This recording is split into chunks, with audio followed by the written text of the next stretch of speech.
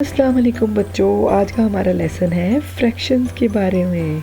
ठीक है, तो आज के लेसन में हम क्या क्या सीखेंगे। सबसे पहले हम देखेंगे कि फ्रैक्शन का मीनिंग क्या है, यानी कि फ्रैक्शन का मतलब क्या है। सेकंड पार्ट में हम देखेंगे कि फ्रैक्शन को लिखते कैसे हैं। थर्ड पार्ट में करेंगे कि उसको पढ़ते कैसे हैं, कि how to read a fraction. और लास्ट में हम प्रैक्टिस करेंगे और एंड पे मैं आपको एक होम टास्क दूंगी जो आपने खुद करना होगा। ठीक है, तो सबसे पहले ये कि फ्रैक्शन का मतलब क्या है। तो जब कोई पूरी चीज़ होती है ना, तो उसके एक टुकड़े को जो है ना वो फ्रैक्शन बोलते हैं। किसी पूरी चीज़ का टुकड़ा, यानी किसी भी चीज़ का एक टुकड़ा जो है ना, ये उसका फ्रैक्शन है। A piece of something whole, किसी पूरी चीज़ का टुकड़ा, ये इंग्लिश में मैंने लिखा है इसको। अभी जैसे मिसाल के तौर पे आपके सामने ये पिज़्ज़ा है, ठीक है, तो ये पूरा पिज़्ज़ा है ना, तो ये जो चीज़ है ना, ये इसका एक फ्रैक्शन है। ठीक है, और इसको अगर निकाल दें और बाकी इसको देखें तो ये भी एक फ्रैक्शन है। यानी पूरी बड़ी चीज़ का कोई भी जो उस पूरी बड़ी चीज़ से छोटा टुकड़ा है ना, वो उसका फ्रैक्शन कहलाता है। मैथ्स में जब हम करते हैं ना, तो हम उस चीज़ को इक्वल पार्ट्स में डिवाइड करते हैं और फिर जो भी उसका टुकड़ा होता है उसको फ्रैक्शन बोलते हैं। तो फ्रैक्शन को लिखना कैसे है। सबसे पहले जो है ना, एक नंबर लिखते हैं, उसके नीचे एक लाइन लगाते हैं और नीचे जो है ना एक और नंबर लिखते हैं। मिसाल के तौर पे हम एक नंबर लिखते हैं 1, ठीक है, और नीचे लाइन लगाएंगे, उसके बाद हम लिख देते हैं 4। तो ये क्या हो गया, ये एक फ्रैक्शन है। फ्रैक्शन इस तरह लिखी जाती है, ऊपर नंबर, नीचे एक लाइन और उसके नीचे एक और नंबर। ठीक है, जो नंबर ये ऊपर वाला है ना, इसको बोलते हैं न्यूमरेटर। ठीक है, और जो लाइन के नीचे वाला नंबर है ना, इसको बोलते हैं डिनोमिनेटर। ये बस आपको पता होना चाहिए इसको क्या कहते हैं, ज़्यादा इसको पे खपने की ज़रूरत नहीं है। नेक्स्ट जो है ना, हम देखेंगे कि फ्रैक्शन को पढ़ते कैसे, how to read a fraction. तो ये हमारे पास वही वाली फ्रैक्शन है जो पहले लिखी थी। तो पढ़ते हम इसको कैसे हैं, क्या बोलते हैं इसको, वो है पहले हम ऊपर वाला नंबर पढ़ते हैं 1, लाइन की जगह आप कह लें कि हम लाइन की जगह बोलते हैं बाय, और इसको नीचे वाला नंबर पे पढ़ते हैं। ठीक है, 1/4। ठीक है, क्या पढ़ा इसको, 1/4। और दूसरा तरीका क्या है कि ऊपर वाला नंबर पढ़ेंगे और नीचे वाले का जो ऑर्डिनल नंबर होता है ना, वो पढ़ेंगे। ऑर्डिनल नंबर का हम पहले कर चुके हैं, वीडियो आप देख सकते हैं। अगर ना भी देखें ना, तो अभी आप प्रैक्टिस करके आपको समझ आ जाएगी। 1/4। ठीक है, 4 के साथ जो ऑर्डिनल नंबर होता है वो 4th होता है ना, तो 1/4। एक और एग्जांपल कर लेते हैं। हमारे पास नंबर है, इसको क्या पढ़ेंगे, फर्स्ट तरीके से 3/4। ठीक है, और दूसरे तरीके से इसको क्या पढ़ सकते हैं, 3/4। नेक्स्ट हमारे पास नंबर है, ये वाला फ्रैक्शन है, इसको कैसे रीड करेंगे, पहले ऊपर वाला नंबर, फिर बाय और फिर नीचे वाला नंबर। तो क्या पढ़ेंगे, 2/3। क्या हुआ, 2/3। और दूसरे तरीके से हम इसको क्या पढ़ेंगे, 2/3। 3 का जो ऑर्डिनल नंबर होता है ना, वो 3rd होता है। 3 का कॉरेस्पॉन्डिंग जो ऑर्डिनल नंबर होता है, तो इसको क्या बोलेंगे, 2/3। लास्ट एग्जाम्पल है हमारे पास, इसको क्या पढ़ेंगे, 3/8, या इसको 3/8 बोल सकते हैं, या इसको बोल सकते हैं 3/8। ठीक है, तो जो इनमें से आपको तरीका अच्छा लगता है ना, आप उस तरह फ्रैक्शन पढ़ लीजिएगा। तो जो ये बाय वाला है ना, ये तो मुझे थोड़ा इजी लगता है कि 2/3, 3/8। तो आपको लेकिन अगर दूसरा इजी लगता है तो आप वो भी उस तरह भी इसको रीड कर सकते हैं। अब हम ना प्रैक्टिस करेंगे कुछ शेप्स में से फ्रैक्शंस लिखने की।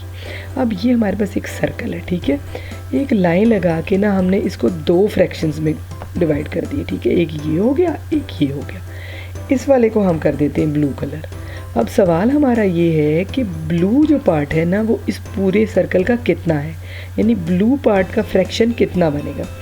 तो हम लिखते हैं, कैसे लिखेंगे, सबसे पहले ना लाइन के नीचे हम लिखते हैं कि टोटल पार्ट्स कितने हैं, यानी जो पूरी चीज़ थी जिसमें से एक फ्रैक्शन आप निकाल रहे हैं, उसके टोटल टुकड़े कितने, टोटल कितने, यहाँ पे एक ये है और एक ये है, 1 और 2।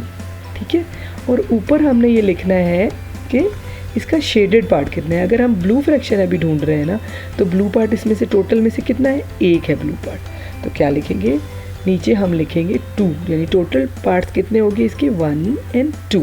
ठीक है, अब नीचे मैं पहले क्यों लिख रही हूँ, कभी कभी बच्चे अगर शेडेड पार्ट पहले लिखते हैं ना, तो नीचे टोटल पार्ट्स काउंट करने में कंफ्यूज हो जाते हैं, तो इसलिए पहले मैंने टोटल पार्ट्स लिख दिया। आप बेशक पहले शेडेड पार्ट लिख सकते हैं, कोई ज़रूरी नहीं है कि पहले नीचे ही 2 लिखना है। 2 और इसमें शेडेड पार्ट कितना है, ब्लू शेडेड, ये है 1 है, ठीक है। तो ये क्या हो गया 1/2, सही हो गया। नेक्स्ट जो हमारे पास शेप है उसमें हमने उसको 4 पार्ट्स में डिवाइड किया हुआ है सर्कल को, सही है। और एक उसका पार्ट हमारा शेडेड है, तो लिखेंगे कैसे, पहले ना हमने टोटल पार्ट्स कितने देख लेते, 1 2 3 एंड 4। तो नीचे हम क्या लिखेंगे 4 और शेडेड पार्ट कितना है 1, तो ऊपर आ गया हमारे पास 1। तो क्या फ्रैक्शन बनी 1/4, सही है। नेक्स्ट एग्जांपल में और इस शेप को मज़ीद शेडेड कर दिया, तो टोटल पार्ट्स कितने हैं इसके 1 2 3 4, तो पहले वो लिख दिया हमने। और शेडेड पार्ट्स कितने 1 2 एंड 3, तो फ्रैक्शन क्या बनी 3/4, ठीक है। नेक्स्ट जो है हमारे पास पूरे को, यानी इसका ये वाला पार्ट भी हमने शेडेड कर दिया, तो टोटल पार्ट्स इसके कितने थे 4 और शेडेड पार्ट अभी कितने हो गए 1 2 3 4, यानी कि पूरे का पूरा सर्कल जो है ना वो शेडेड है। अब ये बात आपने याद रखनी है, जब फ्रैक्शन में ऊपर और नीचे एक ही नंबर हो तो वो फ्रैक्शन जो है वो 1 के बराबर होती है, ठीक है। किसके बराबर होती है 1 के बराबर। इस 1 का क्या मतलब है कि जो शेप है हमारे पास वो पूरी की पूरी ऐसी है, ठीक है। इसका छोटा टुकड़ा नहीं है, ये फ्रैक्शन जो है फ्रैक्शन नहीं है बल्कि ये पूरी शेप है, या पूरी जो भी बॉडी चीज़ है जिसका आप फ्रैक्शंस कर रहे थे ना वो पूरी की पूरी हमारे पास पूरी हो गई है, ये पूरी 1 का 1 होल इसको बोलते हैं। तो आपने इजी इसका यह याद रख लेना है कि अगर ऊपर और नीचे एक ही नंबर हो तो वो 1 के बराबर होगा, ठीक है। थोड़ी सी और एग्जांपल कर लेते हैं। इस दफ़ा हमने एक रेक्टेंगल लिया है और उसको 4 इक्वल पार्ट्स में डिवाइड कर दिया, 1 2 3 और 4, और एक पार्ट को जो है ना हम ब्लू कलर कर देते हैं। अब हमने फाइंड ये करना है कि ये जो ब्लू पार्ट है ये कितना, ये फ्रैक्शन कितना है इसका, ये जो इसका ब्लू टुकड़ा है ना, नीले रंग का टुकड़ा है, ये कितना फ्रैक्शन है, ये हम लिखना चाह रहे हैं। तो सबसे पहले हम लिखेंगे टोटल पार्ट्स के कितने 4, 1 2 3 एंड 4, और शेडेड पार्ट कितना है 1, तो क्या फ्रैक्शन बनी 1/4। नेक्स्ट रेक्टेंगल में हमने उसको टोटल कितने पार्ट्स में किए 1 2 3 4 5 6 7 और 8, और उसके कुछ पार्ट्स को हम शेडेड कर देते हैं।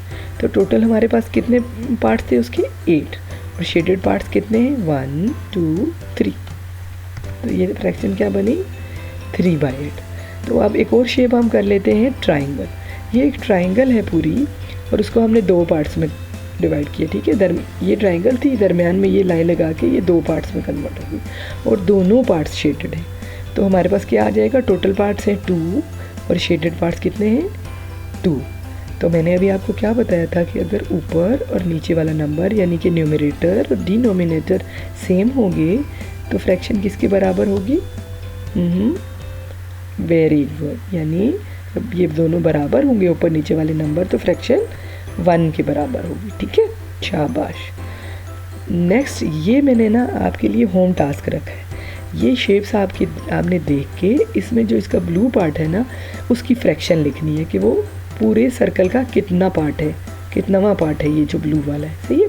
तो ये 4 जो क्वेश्चन है आपने किसी बड़े के साथ ये वीडियो देख के समझ के खुद ये 4 क्वेश्चन करने हैं, ठीक है, कि इसका क्या आंसर है।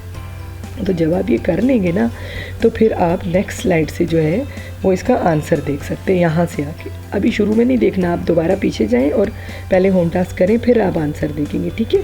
और एंड पे आप मैच कर लीजिएगा कि आपका आंसर सही आया है कि नहीं, सही है। तो मैं मिलूँगी आपसे नेक्स्ट लेसन में। सी यू देन, अल्लाह हाफिज़, बाय बाय, टाटा।